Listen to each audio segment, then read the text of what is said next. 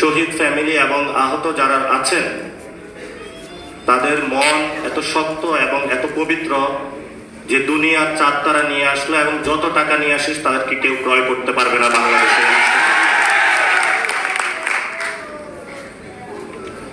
আপনারা জানেন আমাদের 2026-এ এসে যে লড়াইটি, এক নাম্বার হলো বাংলাদেশের 70% মানুষ রায় দিয়েছে যে গণভোটের, সেখানে আমরা দেখেছি যে জুলাই সনদ বাস্তবায়নের পক্ষে।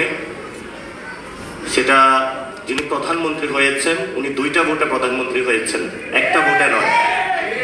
ফলত একটা ভোট মানবেন, আরেকটা ভোট যদি না মানেন তাহলে আমরা ভবিষ্যতে আপনাকে অবৈধ প্রধানমন্ত্রী বলব।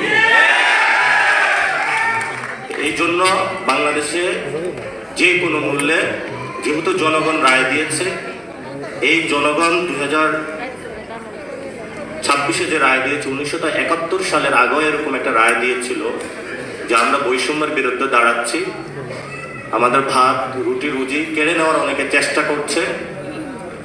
সে রায়কে, জনগণের যে রায়টা আছে সেটাকে শ্রদ্ধা জানানো হয়নি, ফলত বাংলাদেশ স্বাধীনতা লাভ করেছে। এরপরও জনগণ অনেক রায় দিয়েছে, সেটা বাস্তবায়ন করা হয় নাই। 90-এ 3 দল মিলে একটা রূপরেখা চূড়ান্ত করেছিল, সেই চূড়ান্ত রেখাটাও বাস্তবায়ন করা হয় নাই। ফলত শেখ হাসিনা 17 বছর বাংলাদেশে ফেসিবাদী ব্যবস্থা চালিয়ে দিতে পেরেছিল। এবং সেখানের 90-এর যে আন্দোলনটা হয়েছিল, যদি 3 দলীয় রূপরেখাটা বাস্তবায়ন করা হতো তাহলে শেখ হাসিনা 17 বছর থাকতে পারতো না এবং আমাদের 1400 ভাইও শহীদ হইতো না, অসংখ্য মানুষের হাত পা চলে যেত না।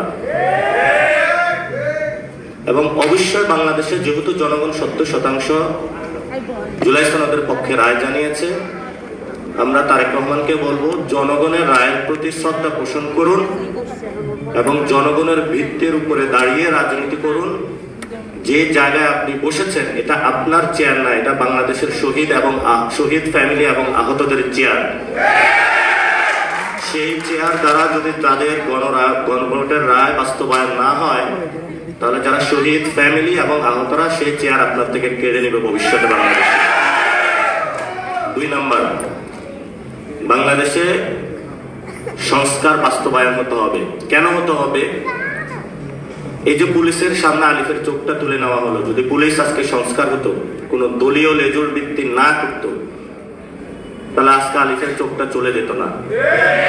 যদি জুলাই সনদ বাস্তবায়ন হতো তাহলে এই ধরনের নগ্ন সন্ত্রাসী কার্যক্রম আমরা পথে দেখতাম না। সরকার একটা সংশোধন কমিটি গঠন করেছে, জুলাই সনদ বাস্তবায়ন করবে না এই মর্মে, এবং আমরা সরাসরি বলতে পারি যে বিএনপি জুলাইয়ের বিপক্ষে গিয়েছে। যদি বিপক্ষে না যেত তাহলে সংশোধন কমিটি তারা গঠন করত না। যেহেতু তারা সংশোধন কমিটি গঠন করেছে, পার্লামেন্টে আমরা আরো কথা বলবো। যদি এটা পার্লামেন্টে চূড়ান্ত না হয়, ইনশাআল্লাহ বাংলাদেশে যত শহীদ ফ্যামিলি রয়েছে এবং যতজন আহত রয়েছে তাদের আদালতে জুলাই সনদের রায় বাস্তবায়ন হবে ইনশাআল্লাহ।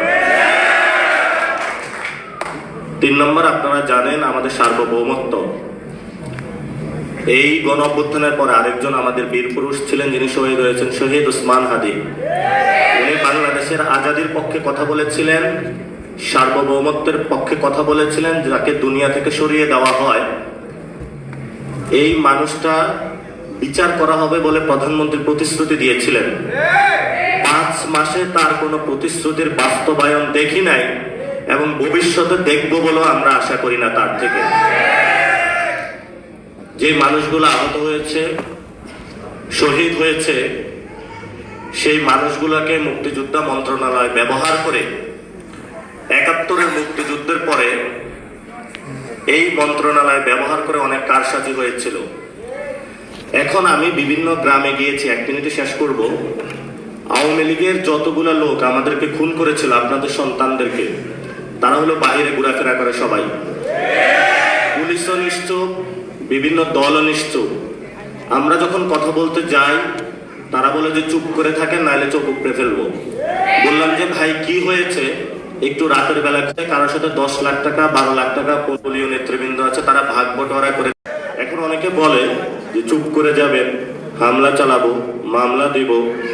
তো আমার এতদিন দুইটা কথা ছিল, হয়তো কবর অথবা জেল।